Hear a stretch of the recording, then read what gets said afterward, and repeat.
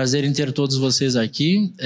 Muitos rostos conhecidos, né? Para alguns estamos deixando de ser avatares agora, né? A gente só se conhecia pelo mundo online. Eu quero agradecer inicialmente ao Gustavo pelo convite, a própria Expo Revestir, a House Decor também pela oportunidade, e fico muito feliz em tê-los aqui para que a gente possa bater esse papo hoje. Fiquei mais feliz ainda porque fui vendo que são pessoas que já estão ligadas ao tema, né? A grande maioria já está ligado ao tema, e os que não estão diretamente ligados são curiosos e provavelmente entusiastas sobre o assunto. Então hoje a gente vai conversar um pouco sobre a parte especificamente da neuroarquitetura voltada aos espaços eficientes, como aqui pela Office Connection, né? O Gustavo, o Luiz, a gente tem um foco muito grande na parte de projetos corporativos, ambientes de trabalho. Então a gente vai fazer um recorte especificamente sobre neuroarquitetura, gerando espaços eficientes, mas nesse nicho, para essa área. Como que a gente pode efetivamente trabalhar com esse contexto? Eu tinha previsto um slide inicial para a gente conversar sobre o que é neuroarquitetura, mas eu acho que pela plateia aqui já vi que é assunto dominante, mas ainda assim, aos que estão chegando aqui pela primeira vez, quando nós falamos sobre neuroarquitetura, nós estamos falando intrinsecamente sobre como que conhecer os mecanismos de funcionamento do cérebro humano, na verdade do sistema nervoso central de uma forma geral, consegue nos dar respostas técnicas e dinâmicas para que a gente possa trabalhar de uma forma muito mais qualificada e principalmente humanizada dentro dos espaços. Nós estamos em uma feira, um espaço gigantesco, que quem está passando hoje pela feira pela primeira vez precisou construir um mapa mental para poder andar na feira. Como que nós nos localizamos em uma feira? Muito provavelmente cada um de vocês adotou pontos de referência. O stand da empresa X, o stand da empresa Y, lá onde tem um stand que eu não lembro o nome, mas ele é mais ou menos assim. O ambiente, ele é um configurador comportamental. E quando nós falamos de configuração comportamental, não estamos falando apenas de um comportamento que eu desenvolvo, mas também um comportamento como eu processo o espaço. Talvez se eu pedisse agora para vocês uma referência de algo aqui da feira, vocês me dariam inúmeras referências mapeadas na mente de vocês de como eu deveria chegar lá por estratégias de espacialidades ou de marcos espaciais que vocês traçaram. E por que vocês adotaram essas referências como marco e não outras? Por que nós gravamos alguns desses estandes e não todos? Quando a gente passa pela feira, né? O stand A, B e C a gente recorda, acha interessante, pegou folder, comenta com outras pessoas, e inúmeros outros passamos por eles e simplesmente passamos por eles. Será que isso tem a ver com a marca ou com o produto? Ou será que isso tem a ver com o modo como esse espaço é lido, interpretado e absorvido por mim? Então a neuroarquitetura ela está diretamente ligada a isso. Como que nós podemos transformar esses mecanismos sobre como nós percebemos o mundo, como que nós processamos essa percepção e, portanto, como que nós damos uma devolutiva a esse mundo. Nesse caso específico que a gente está conversando aqui, a gente está falando sobre mapeamento, como que nós nos mapearíamos para andar dentro dessa feira. E todas essas referências que nós estamos utilizando são referências espaciais. Mas olha que interessante. Para que eu possa usar essas referências espaciais, eu preciso recordar delas. A neuroarquitetura traz uma divisão muito nítida entre o que é espaço e o que é lugar. Espaço é a espacialidade que me cerca, é a materialidade que nós temos. Lugar é quando uma determinada espacialidade se torna, para mim, memorável. Eu recordo dela, eu a fixo. Isso acontece aqui na feira, no exemplo que eu dei. Isso acontece na nossa casa, no nosso ambiente de trabalho, no ambiente de entretenimento, em todos eles. Por que nós frequentamos e damos preferências por frequentar os locais que nós frequentamos? Existe algum motivo para que eu faça essa escolha? Em neuroarquitetura a gente fala muito sobre a relação dopaminérgica, né? Dopamina, em rápidas palavras, é o neurotransmissor que está intimamente ligado com uma relação de prazer. É prazeroso. E não é prazeroso apenas frequentar, é prazeroso também recordar. Mas antes disso foi prazeroso ter contato com aquele espaço e por isso virou uma recordação. Quando a gente fala sobre o tema que a gente vai abordar hoje, espaços eficientes, isso é a eficiência do espaço. Quando todos nós mapeamos a feira por determinados estandes, isso é bom ou é ruim para aquelas marcas? Excelente.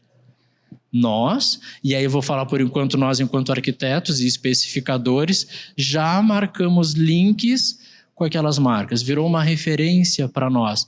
Será que isso tem a ver onde o stand está posicionado ou como nós absorvemos a informação desse stand?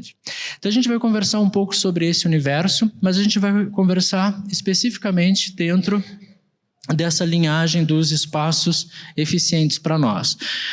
Quando a gente começa a falar sobre neuroarquitetura, infelizmente existe uma onda que vai um pouco na chamada modinha, né? Então tem uma modinha de falar em neuroarquitetura. Isso, na verdade, para quem trata o tema de forma séria e convicta, e fico muito feliz que aqui a gente tem vários alunos do Master em Neuroarquitetura, então são pessoas que estão lá efetivamente, né? Alguns cursando, outros já concluída, realmente querendo trabalhar de forma fidedigna e séria com isso. Nós temos uma entidade chamada ANFA, que está aqui na tela. A ANFA, já em português, para nós, seria a Academia de Neurociência para a Arquitetura. Ou seja, é uma entidade mundial que está focada em unir neurociência e arquitetura. Ela nasce em 2003, em San Diego, Califórnia, Estados Unidos, e desde então vem se promulgando cada vez mais a implementação efetiva de neurociência na arquitetura. O Brasil, felizmente, começa a desenvolver muito material, conteúdo e pesquisa em relação a isso. Em 2022, o Brasil é reconhecido pela ANFA como um dos países que mais se dedica à neuroarquitetura, ao ponto da ANFA abrir o que é chamado de chapter, um capítulo, um braço da ANFA aqui no Brasil.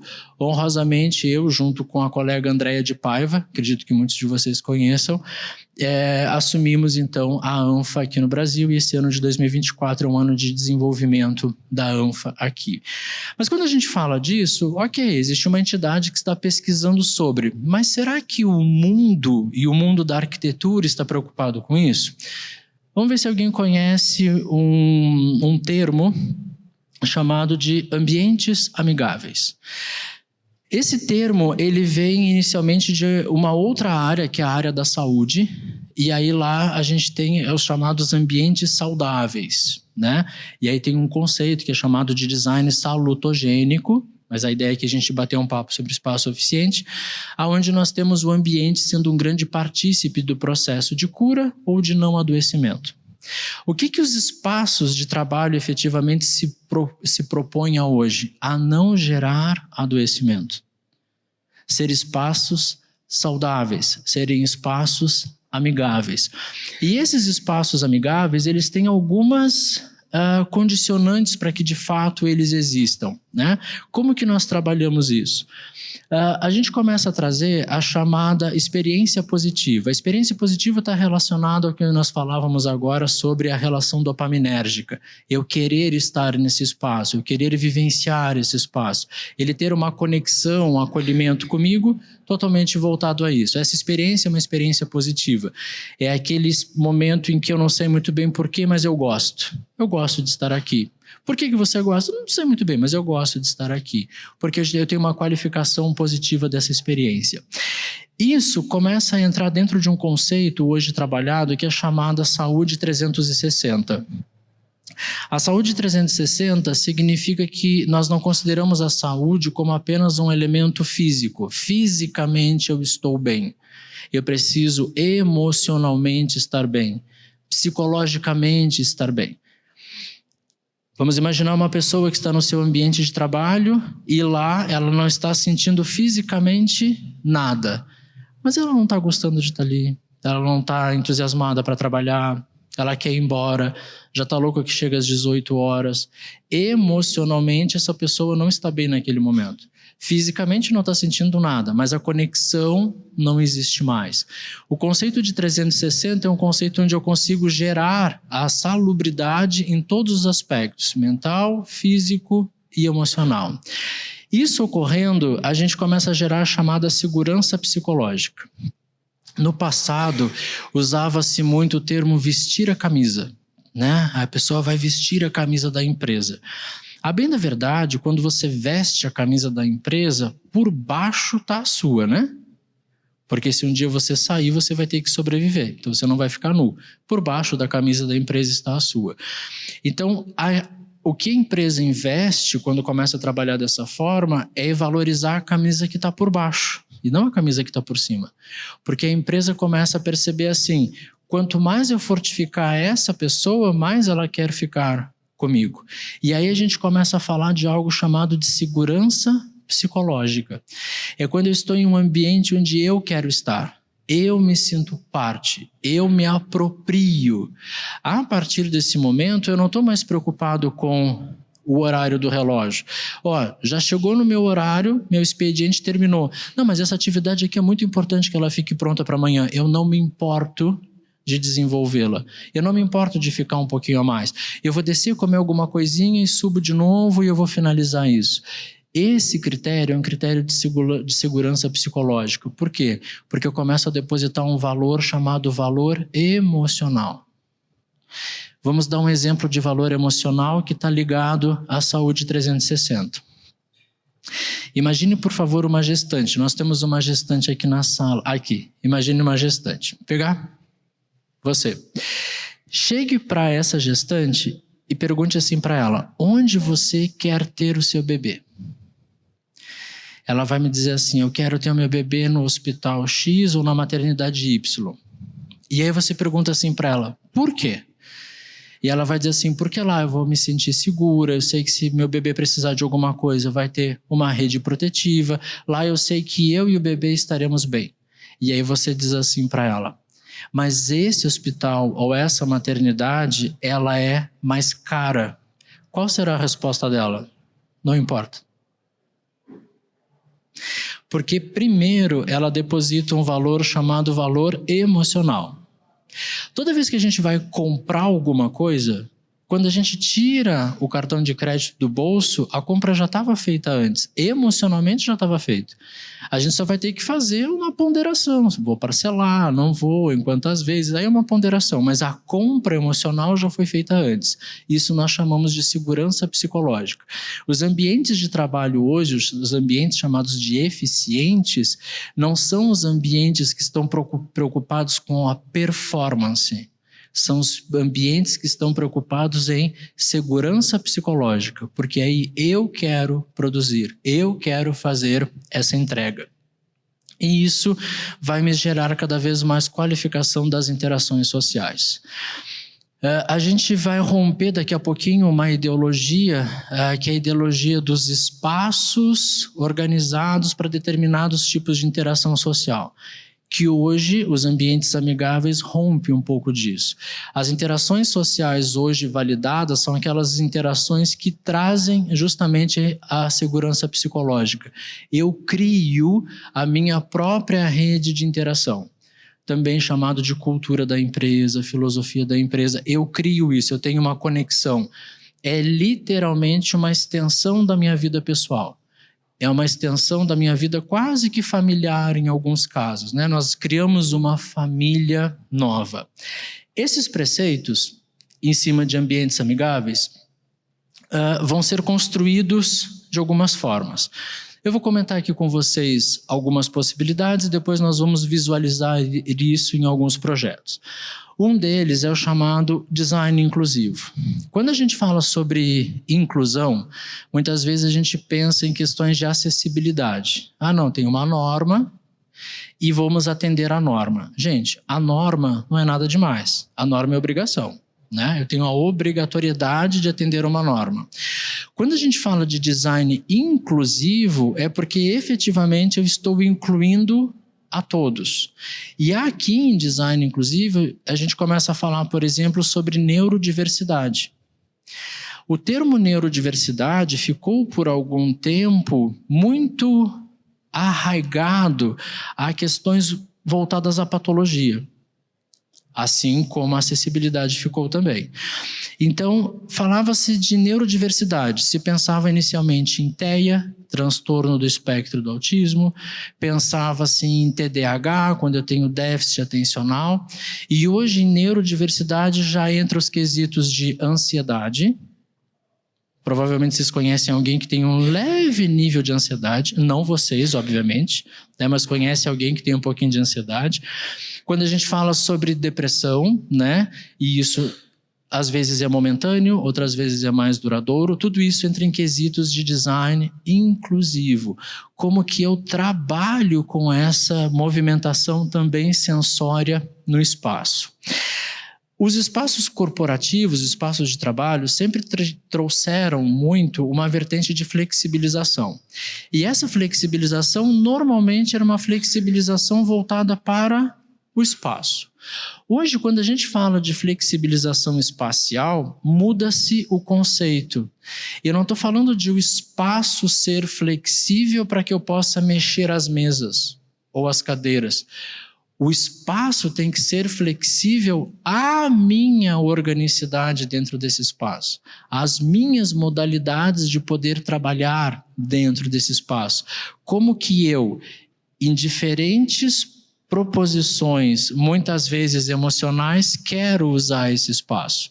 Hoje eu estou a fim de ficar trabalhando olhando para a rua, hoje eu estou a fim de olhar para a parede, hoje eu não quero olhar para determinados colegas, hoje eu quero ficar no meio dos colegas. Como que eu organizo, como que se movimenta essa possibilidade? Começamos a trazer o chamado design orientativo.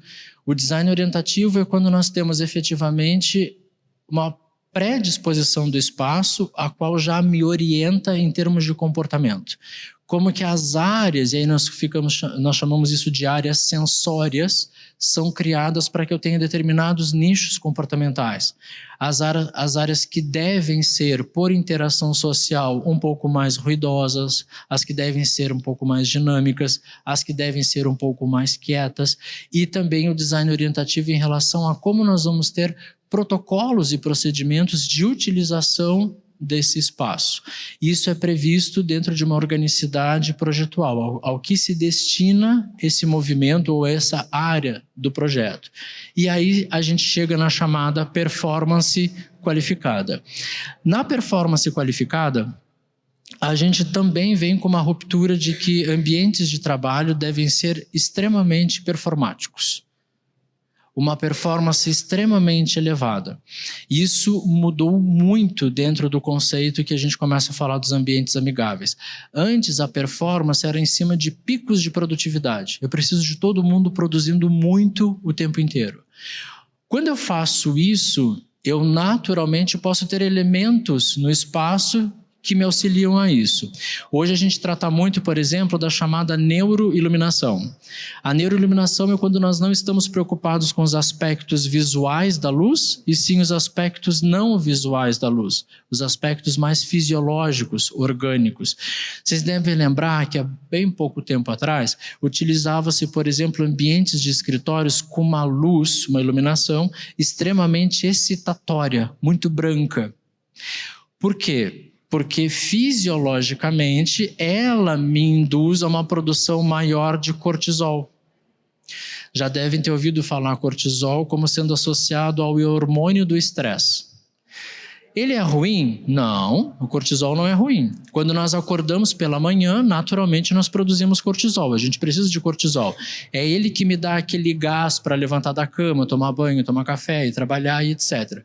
Ao longo do dia, isso vai diminuindo e eu passo a produzir um outro hormônio chamado melatonina, que é o que vai me ajudar a descansar no final do dia. Hoje os ambientes corporativos tendem não mais a trabalhar com essa luz excitatória. Por quê? Porque se eu fico muito tempo em produção de cortisol, aí sim ele se torna maléfico. Aí eu começo a ter uma condicionante de estresse crônica. prolongada. E isso faz com que eu tenha uma produção inicial e depois eu tenho um desfiladeiro de adoecimento. Acordo pela manhã, nossa, hoje eu vou ter que trabalhar. Você chega na empresa, nossa, tem um monte de coisa para fazer. Por quê? Porque eu estou sempre com um nível muito elevado de cortisol. Eu não consigo diminuir isso. E isso faz com que eu não tenha uma performance qualificada. Eu posso ter uma performance inicial.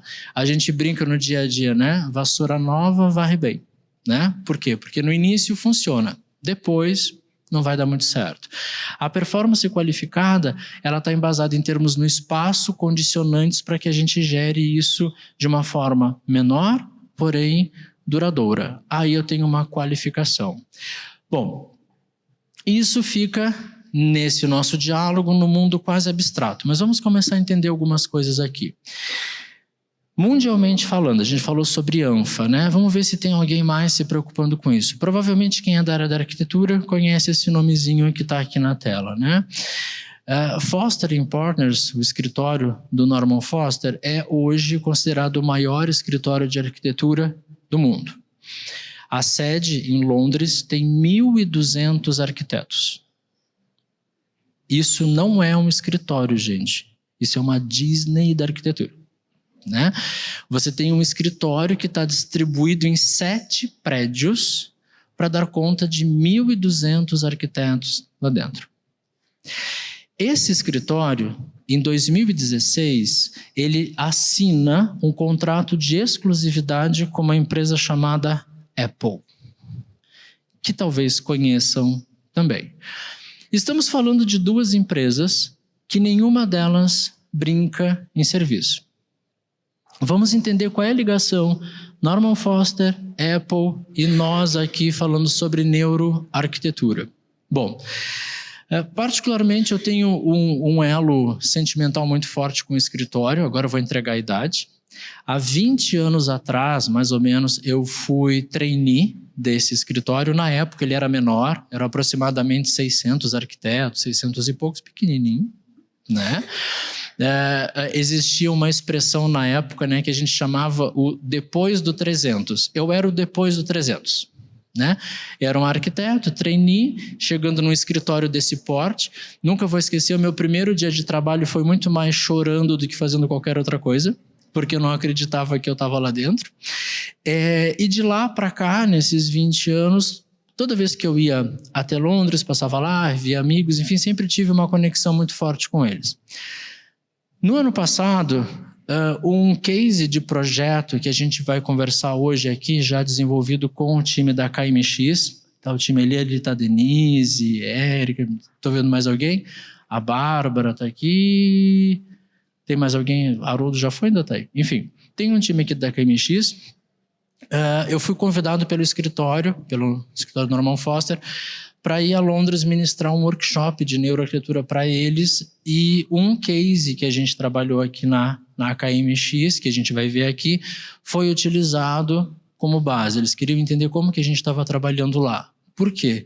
Porque eles têm um contratante muito forte, muito importante, que trabalha não apenas com neuroarquitetura, mas com neuromarketing, com neurobusiness, com neuroeconomia, com neurovendas, qualquer neuro que vocês puderem imaginar, eles trabalham.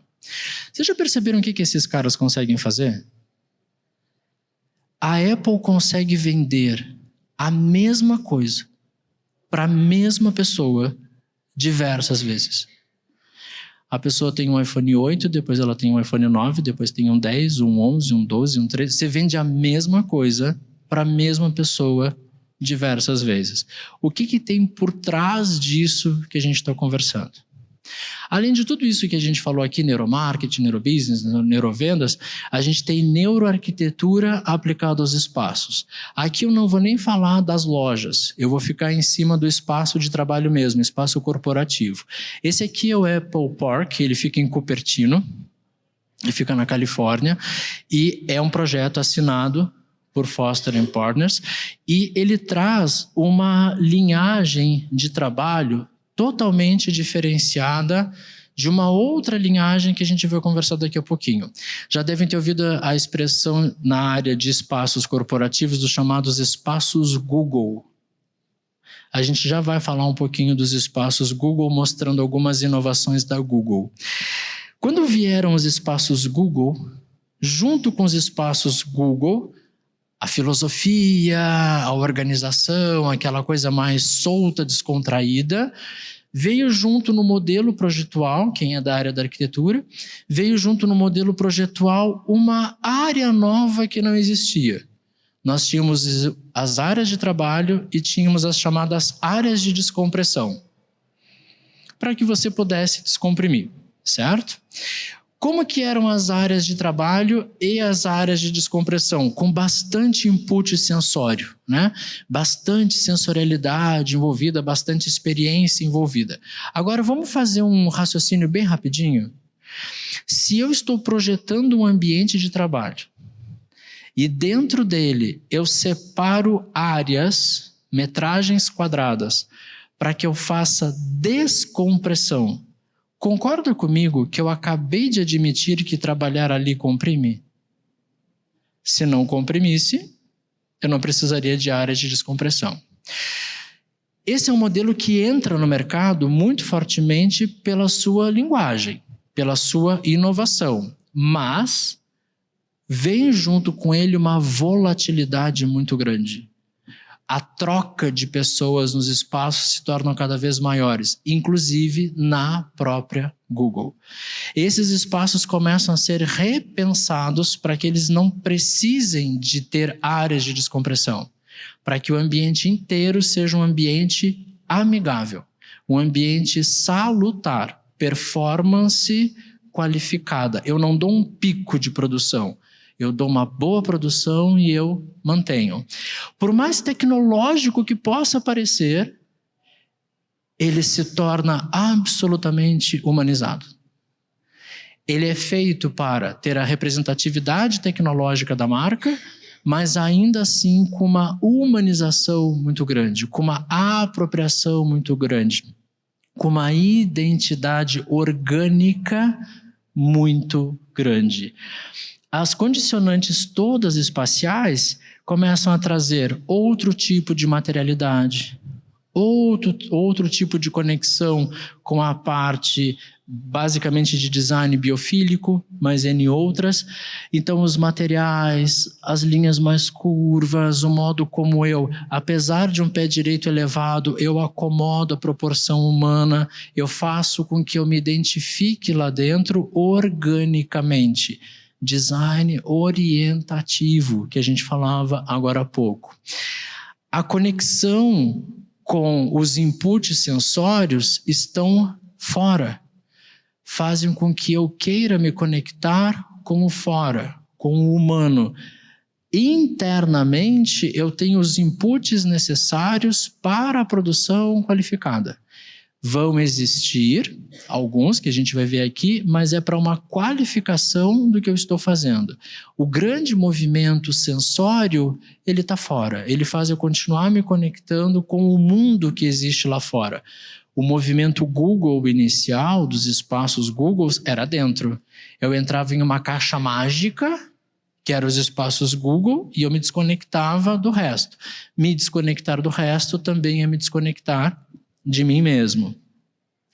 Essa possibilidade dos chamados espaços híbridos gera muito mais a minha condicionante de comunidade do que qualquer outro.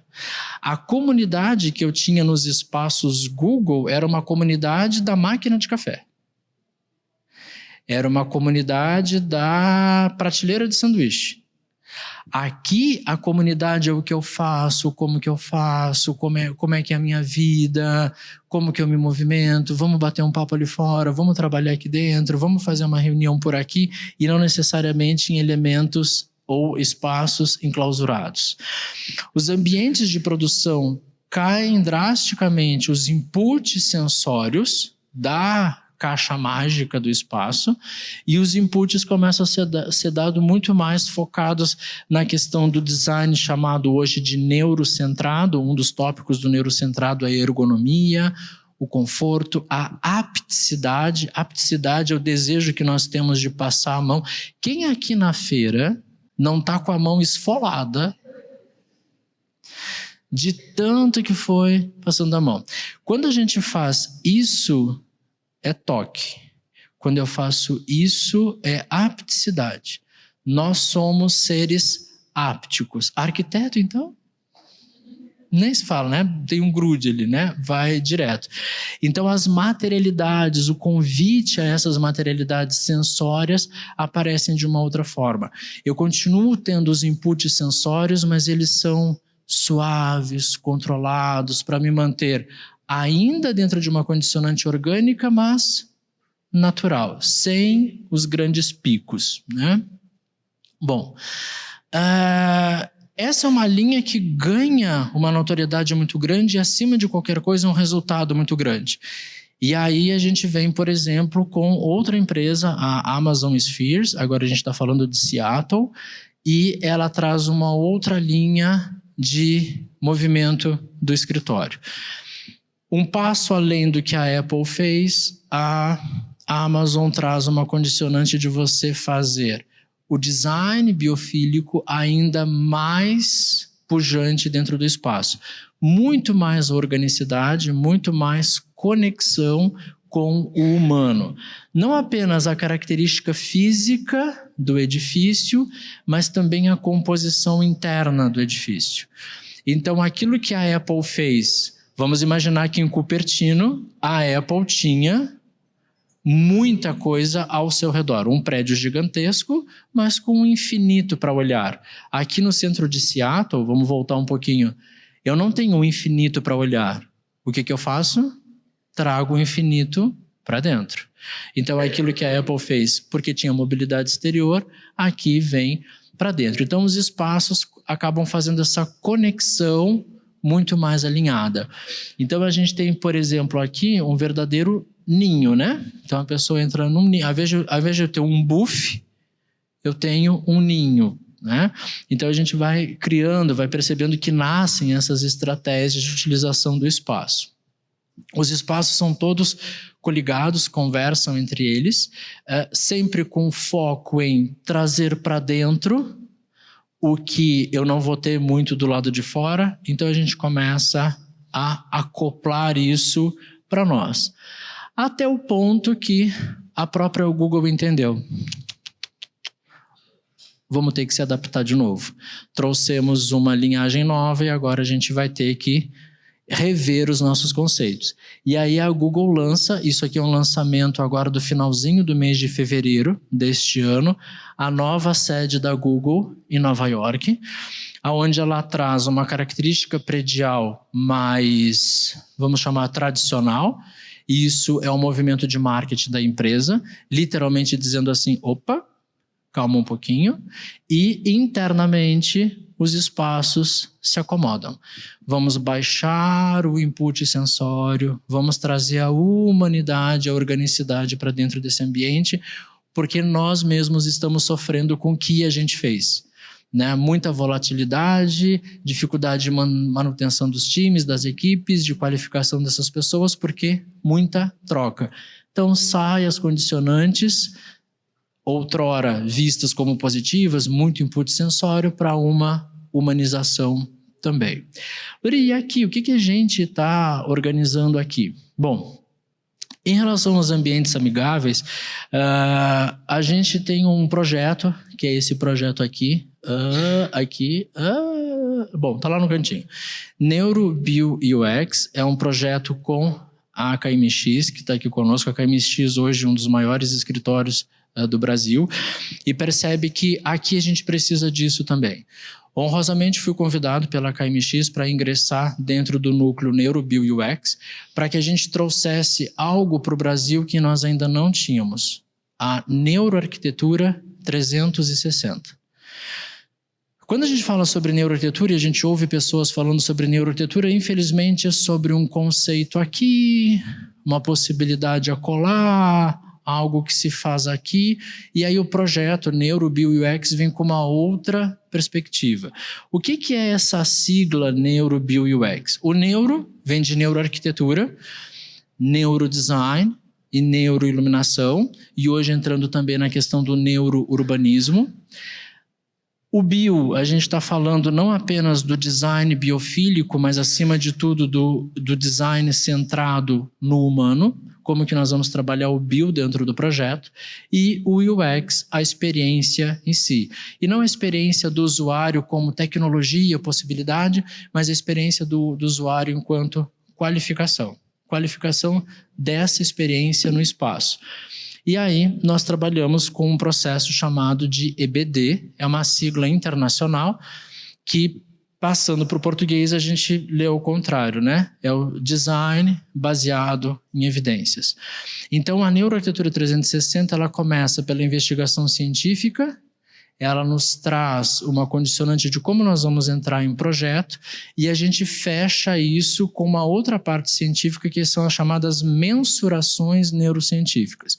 Então, hoje nós somos o único escritório do país que tem todos os equipamentos chamados de biosensores, a gente vai conversar sobre eles, como que nós podemos acoplar esses equipamentos nas pessoas que estão usando esse espaço e nós termos uma resposta fisiológica, uma resposta genuína. Nós aplicamos questionários, a gente tem um grupo de pesquisadores que são da área da psicologia, da neurociência, que nos auxiliam nisso. Mas o questionário ele pode ter um viés.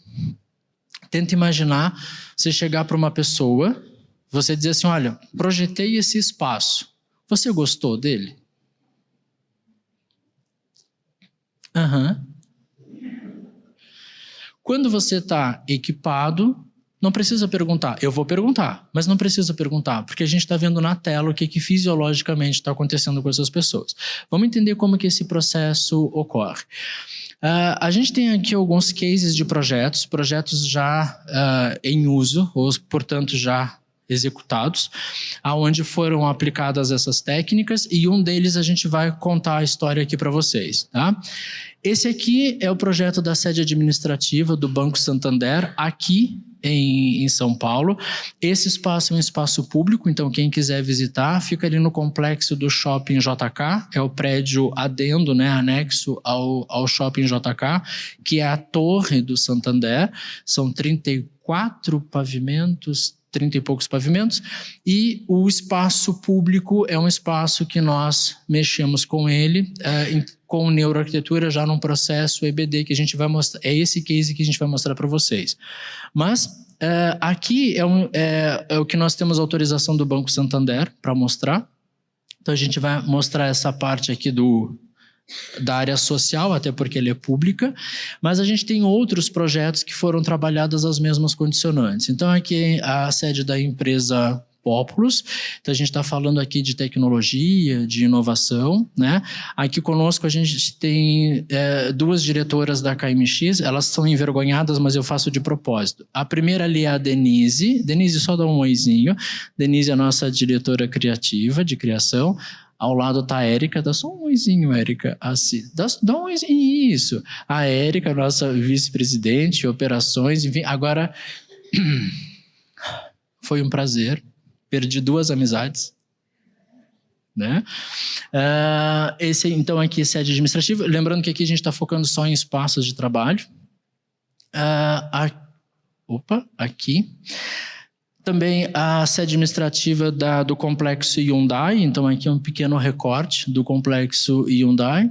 São cases que a gente não vai aprofundar. E aqui a sede da Quintes também, tecnologia, inovação, a gente está trabalhando com essas espacialidades. Então aqui a gente tem alguns recortes. No site da KMX dá para conhecer um pouco mais desses projetos aqui. Mas um deles especificamente, a gente vai conversar com vocês porque a gente vai mostrar o processo da Neuroarquitetura 360. Vamos lá então. Biofeedbacks. Biofeedbacks é o que a gente consegue fazer na ponta. No momento do projeto, na prancheta, nós trabalhamos com investigação científica, o que nós queremos trazer com essas, como pressupostos para o uso desse espaço, como que essas investigações me ajudam no design do projeto, e depois nós vamos certificar isso. Nós fazemos isso em 2 etapas. Ainda a nível projetual, a gente já tem uma coleta dos chamados biofeedbacks, e depois isso nos ajuda a nos orientar, estamos indo no caminho certo, no caminho errado, vamos fazer mais disso, menos disso, e depois, uma vez edificado, uma vez pronto, a gente tem os biofeedbacks realizados em loco, que a gente vai ver esse processo aqui. Então a gente começa a falar sobre equipamentos, que são os chamados biosensores, as mensurações, que são as respostas que nós temos em relação a isso, as experiências validadas, ou seja, o que nós queríamos promover como experiência de uso aqui. Lembra que o NeuroBio UX, a gente está falando da experiência qualificada. E aí, então, a gente vai para o tipo de resultado. Esse resultado é um resultado para nós, projetual, e de coleta de dados de biofeedback, mas para a empresa, o resultado é o que ela tem como história ou legado a deixar. É o quanto ela consegue efetivamente promover uma qualificação de uso disso, gerando segurança psicológica para os seus colaboradores. Esse aqui é o arsenal de biofeedbacks que nós utilizamos. Na verdade, os biosensores, né? A gente tem uma linha aqui, eu vou falar muito rapidinho. Depois, no final, vai ter um QR Code para quem quiser pegar os slides, tá? Então, podem fotografar, não tem problema, e depois vai ter um QR Code para pegar os slides. O primeiro que a gente trabalha é o chamado resposta galvânica de pele. Todos eles são muito amigáveis, é tudo pulseira, conector pequeno, né? É tudo muito amigável. A resposta galvânica de pele nos indica qual é o nível de intensidade emocional que as pessoas estão vivenciando aquela determinada experiência. Trabalhamos com o eletroencefalograma, que apesar do nome parecer, né, uma coisa da medicina gigantesca e tal, os que a gente usa são muito amigáveis, então ele é só um fonezinho, né? Um headphone que usa com os conectores, e ele me diz quais áreas cerebrais estão sendo ativadas naquele momento da experiência, e portanto a gente consegue ver que tipo de elo que nós temos. Exemplo, a área cerebral, rápidas palavras e generalistas. A área cerebral responsável pelo querer é diferente da área cerebral do gostar. Parecem 2 coisas muito semelhantes, querer e gostar. Mas veja bem, sabe aquele momento que você olha para alguma coisa e você diz assim, nossa, super bonito, eu não compraria, mas é super bonito. Quer dizer, eu gosto, mas eu não me aproprio. Eu gosto, mas eu não quero. Então, apesar de ser positivo, talvez não seja válido para mim naquele momento. Isso a gente vai usar, por exemplo, em neurovendas, né? A gente passa para o Face Reader, quando a gente começa a interpretar as microexpressões faciais, para ver qual é o tipo de relacionamento que está sendo traçado com aquele ambiente. Eye Tracking, que é o rastreamento do movimento ocular, e a gente consegue identificar quais são os pontos ou focos de maior ou menor foco atencional, tempo de percepção daquela espacialidade, enfim. E, por fim, o HRV, que é a variação de batimentos cardíacos, que vai me dizer se as pessoas estão mais estressadas ou mais à vontade com aquilo. Isso aqui tudo junto forma um hall de biosensores que me dão respostas em biofeedback altamente genuínas. Dicas de amigo. Isso aqui, em neuroarquitetura, é um divisor de águas. É fantástico, incrível. Por um outro lado, isso aqui você jamais deve levar para sua casa. Tenta imaginar você chegar em casa, você dá uma conectada na pessoa, e aí você pergunta assim, amor, você ainda me ama? Gente, isso aqui pode destruir um casamento, uma família. Então eu vou dar uma dica para vocês. As coisas estão sempre evoluindo, cada vez mais tendo acesso a muitas coisas. Quando se tiver acesso a isso e você inventar de levar para casa e você estiver conectado e a outra pessoa perguntar para você, amor, você ainda me ama? Simula desmaio. Na hora, pá, cai no chão lá, porque aí buga o equipamento, é o tempo de você desconectar e responder. Entendeu? Tirando as brincadeiras, é o que a gente acaba usando no projeto. A gente vai conversar um pouquinho sobre esse projeto aqui. Vou me passar alguns segundinhos do tempo, tá, Gustavo? Depois você briga comigo. Como eu sou o último, então você não vai brigar muito. Então a gente vai conversar como que a gente usou isso aqui no Banco Santander. A gente tinha alguns desafios. Depois Denise e Érica podem contribui também. Já perdi a amizade mesmo, então agora tanto faz. Tínhamos alguns desafios. E aí, resumidamente, o grande desafio era uma área enorme, em um prédio estrategicamente muito bem colocado, grudado no shopping JK, aonde essa área comum, vamos chamar pública do prédio, poderia e deveria ser um dos acessos ao shopping, por exemplo, ou ser muito frequentado pelo fluxo do shopping. Mas as pessoas contornavam o prédio e não passavam por ali. Os próprios colaboradores entravam e saíam porque tinham que entrar por ali, os elevadores estavam ali. Mas aquela espacialidade poderia ganhar muito mais. Um pé direito muito confortável, uma espacialidade enorme, e não tinha essa utilização. O que cai no colo especificamente da Denise e da Érica? Uma situação... bom, vou mostrar aqui primeiro o resultado final, como ficou. Só para a gente ver, nossa, e depois a gente vê o desafio que foi enfrentado.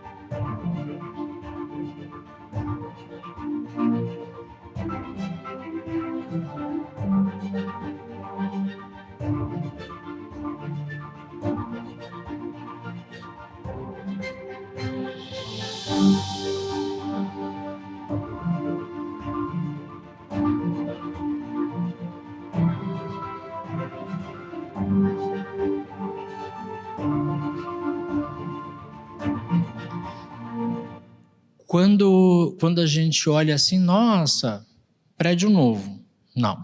Não foi prédio novo. Mas vamos ver uma outra coisa legal aqui também, que é o dia que a gente foi fazer as mensurações. Então a gente vai ver aqui o pessoal passando pela utilização dos biosensores, né?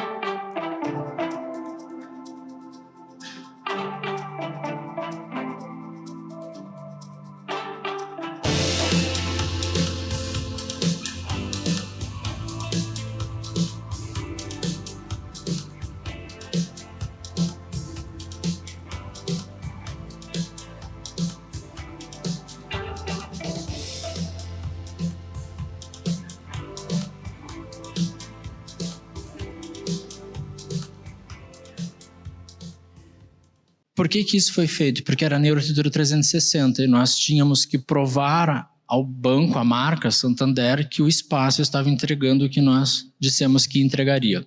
Bom, o que as meninas recebem lá? Recebem um espaço, como eu disse, com uma grande área, muito confortável, um pé direito muito confortável, mas alguns desafios. Como é que a gente começa a primeira estruturação? Entendendo o que do espaço existente, as pessoas tinham uma maior conexão. Então a gente vai ver aqui os estudos que a gente chama de eye tracking, né? Para onde as pessoas depositavam mais foco atencional. Então essa aqui era a recepção inicial que se tinha, e os maiores focos atencionais ou era em cima de recepcionista e alguma coisa em cima, provavelmente, do que a gente tinha como coloração por causa do vermelho, né? Que naturalmente faz essa mobilidade.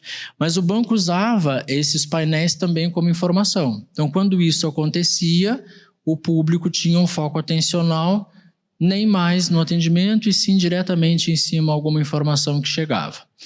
Quando se faz a proposição de design para que isso seja alterado, e aí se traz a questão do design orientativo também, porque não é apenas o movimento orgânico que vem do design biofílico, mas também orientativo, porque o balcão foi girado para ajudar as pessoas a configurar melhor a fluidez dentro do espaço. E aí a gente vai mensurar, a gente percebe que agora o foco ou está em design, a inovação pelo design, ou está na marca, e obviamente que a marca queria muito que isso acontecesse. Eu disse para vocês que é um espaço de passagem, então aqui a gente tem um bloco de elevadores, é como se eu pudesse cruzar efetivamente todo o prédio. E aí nós também queríamos entender como que as pessoas percebiam esse espaço aqui. E aí esse espaço ele era percebido basicamente ou como saída lá para o fundo, ou alguma informação visual que me era passado naquele telão. Quando é feita a alteração para esse espaço, e aí a gente vai mensurar o espaço, a gente percebe que agora as pessoas olham o ambiente e não a saída. Especificamente aqui a gente teve uma reação muito interessante. Todas as pessoas, e olha que interessante, todas as pessoas, incluindo quem trabalhava no banco, perguntavam assim, como que vocês aumentaram o pé direito? Porque tem coisa em cima, como que aumentaram o pé direito? A gente não aumentou o pé direito. A gente mudou o modo de se perceber o espaço. E aí, olhando assim, pode parecer, não, mas eles tiraram fotos diferentes de ângulos diferentes, né? Dá uma olhada aqui, ó. A mesma foto no mesmo ângulo. Como que as pessoas percebem um espaço e como que as pessoas percebem o outro espaço. Quando você usa o chamado design orientativo, você gera essa questão de como você vai alterar a percepção efetivamente de uma dada espacialidade. Aqui de novo, um dos acessos que se tem, e aí o ambiente ele era quase que inócuo. E tinha essas esferas aqui vermelhas por causa da cor da marca, enfim. Quando a gente foi mensurar, obviamente que o foco atencional ficava mais em cima dessas esferas, o elemento escada, e toda vez que aparecer um elemento humano, é natural que a gente tenha uma conexão. Quando vem o tratamento desse espaço, e aí com design experiencial, design biofílico, enfim, e se muda essa configuração aqui, a gente vai para uma nova mensuração, e aí de novo, né? Aí a gente ganha o foco especificamente sobre a marca, e claro, quando vai aparecer um humano, o humano. Obviamente que a gente estava lá com as pessoas, vocês viram ali que a gente estava com todo mundo sendo mensurado e tal, e aí tinha o segurança, né? E aí todo mundo curioso, gera curiosidade, né? O que deve estar. E aí ele percebeu que ele estava manchado na primeira e ele estava manchado na segunda, né? Um foco atencional. Aí ele assim, nossa, mas todo mundo presta atenção em mim. Eu falei, porque você é humano, só por isso. Não vá achando, né, que é um galãzão, que não é. É porque você é humano, né? Então o humano vai gerar conexão. Tadinho, depois eu dei até fiz um cafuné nele para acalmar, né? Acabei com a pessoa. Tá? Esse painel aqui, esse projeto ele ganha 2 prêmios. O Santander, a rede Santander mundialmente tem uma qualificação interna, uma classificação interna de inovação dentro das agências, dos bancos e dos prédios corporativos deles, e isso acaba sendo uma espécie de uma competição mundial, e aí esse projeto aqui ganha como melhor projeto Santander a nível mundo, né? Então, uma honra aí, nossa. E além desse prêmio, ele ganha algo muito impactante, principalmente para nós. Quando isso aqui foi apresentado, inicialmente foi negado. Por quê? Porque a marca Santander é de que cor? Quando isso foi apresentado, isso foi negado, justamente por isso, não, essa não é a nossa logo, não somos nós. Mas aí a gente conseguiu provar fisicamente, falando física, ciência, que a cor verde ela é antagônica à percepção da cor vermelha. O que significa isso? Que se a gente ficar focando no verde, e aí a gente tira esse foco visual, a gente passa a enxergar naturalmente vermelho. Então a gente provou por estudos científicos isso, e aí começaram a fazer os testes, e esse é o único painel, é a única aplicação de marca Santander no planeta verde. Porque a gente conseguiu fazer isso. Talvez vão nos copiar agora, né? Então é verdade, vai dar para fazer, tá? Então aqui a mensuração. Aqui eles tinham um ambiente que era um ambiente para ser instagramável. E aí colocaram uma cadeira ali com esses luminosos, enfim. Aí a gente mensurou a cadeira e, claro, o foco vinha todo para a cadeira. E aí a gente troca aquela área ali que era instagramável para essa outra composição, uma leve diferença. e aí quando a gente vai mensurar o espaço inteiro, ele é percebido de uma outra forma, né? Bom, então aqui já extrapolei muito além do tempo. Aqui a ideia era a gente conseguir compartilhar com vocês o que é essa neuroarquitetura para esses espaços eficientes de trabalho e de convívio de uma forma mais completa, mais 360. A gente tem até por respeito à feira, um curto período para a gente conversar sobre tudo que nós gostaríamos, mas a gente queria trazer um grande apanhado para que a gente entendesse que isso não é uma abstração. Isso não é só um conceito, isso não é só algo que a gente lê em um livro, isso é prática de mercado. O mundo está vendo isso, a Apple está vendo isso, Norman Foster está vendo isso, Google está vendo isso, Amazon está vendo isso, e aí eu fico muito feliz de ter aqui vários colegas que estão se especializando, estudando, indo para essa área, porque é um caminho sem volta. Estamos literalmente no caminho das experiências humanas, e não a experiência, poxa, que legal, não. A experiência do viver, do morar, do trabalhar, do se divertir. Nós estamos vivendo o momento da experiência. Nunca demos tanto valor àquilo que nós podemos vivenciar com alguém ou com alguma atividade nossa como fazemos hoje, felizmente. E a arquitetura é também uma resposta para isso. Tá? Vou deixar aqui com vocês o agradecimento, mas também esse QR Code. Se alguém quiser pegar os slides que eu mostrei aqui para vocês, esse QR Code vai levar para o Instagram. Aí é só no direct você escrever AKMX. Se você escrever AKMX no direct, você recebe direto automaticamente o material aqui da nossa apresentação, tá? Só vai no direct, coloca lá AKMX e você já recebe todos os slides daqui. Mais uma vez queria agradecer meu amigo Gustavo, eu acho que o Luiz estava por aí, não vi mais. Tá aqui, obrigado. Agradecer a KMX aqui por permitir que a gente trouxesse os cases e todos vocês pela participação, a Revestir, a House Decor, muito, muito, muito obrigado. Se tiverem alguma dúvida, estou por aqui. Obrigado.